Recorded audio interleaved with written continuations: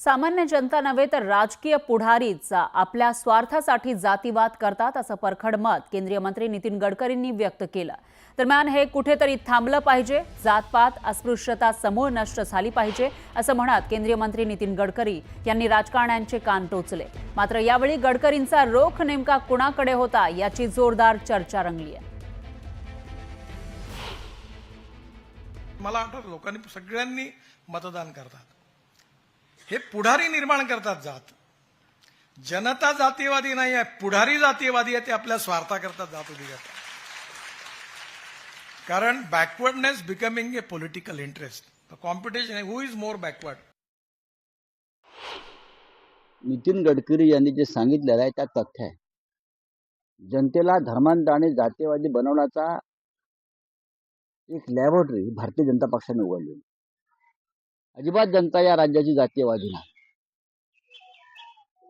पण पुढारी आणि विशेषतः भारतीय जनता पक्षाच्या पुढाऱ्यांनी या महाराष्ट्रात गेल्या काही काळापासून धर्मांधता आणि जातीवादाचं विष पेरण्याची ही सुरुवात केली।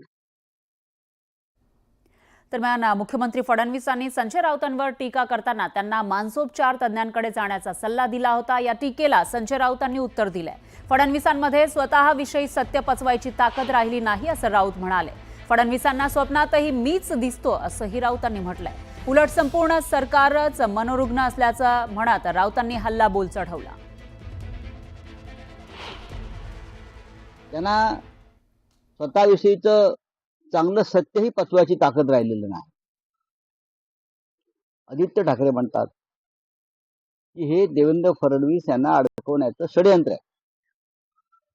इम्तियाज जलील म्हणतात ही दंगल जी आहे ही देवेंद्र फडणवीस यांना कोंडीत पकडण्यासाठी झाली आणि मीही तेच म्हणालो।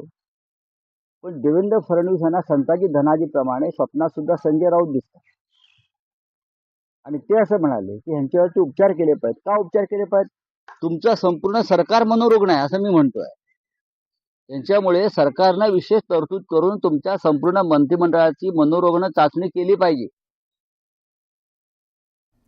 छत्रपती शिवाजी महाराजांबद्दल अवमानकारक वक्तव्य करून इतिहास अभ्यासक इंद्रजीत सावंत यांना धमकी देणारा प्रशांत कोरटकर अजूनही फरार आहे।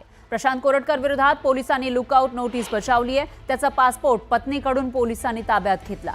दरम्यान कोरटकर देशाबाहेर गेला नाही तर तो महाराष्ट्रातच असल्याचं सांगण्यात येत आहे। कोरटकर विरोधात लुकआउट नोटीस बजावण्यात आल्यानंतर ब्युरो ऑफ इमिग्रेशनकडून कोरटकरनं कुठे कुठे प्रवास केला याचाही शोध घेतला जातोय। कोरटकर हा राज्यातच आहे, तो चंद्रपुरात लपल्याची शक्यता व्यक्त केली जाते। त्या पार्श्वभूमीवर पोलीस त्याचा शोध घेत आहेत। पोलीस यंत्रणेचं काम करतायत। कधी कधी एखादी गोष्ट पकडण्याच्या करता वेळ लागतो, परंतु ते मुद्दाम कुणी प्रयत्न करता अशाचा भाग नाही। आजपर्यंत कुठल्याही न्यायालयाने त्यांना जामीन मंजूर केलेला नाहीये।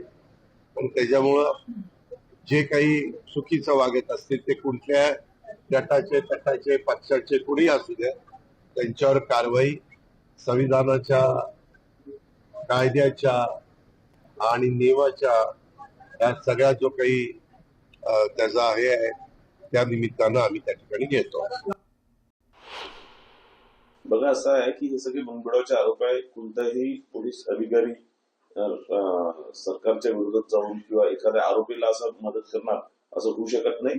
आणि हे फडणवीस साहेबांचं राज्य आहे, इथे या प्रकारचं कोणत्याही चुकीला माफी नाही। आणि 100% आपल्याला सांगतो आणि दाव्याने सांगतो की पुढच्या 2-4 दिवसात प्रशांत कोरटकरच्या हातात बेड्या राहतील।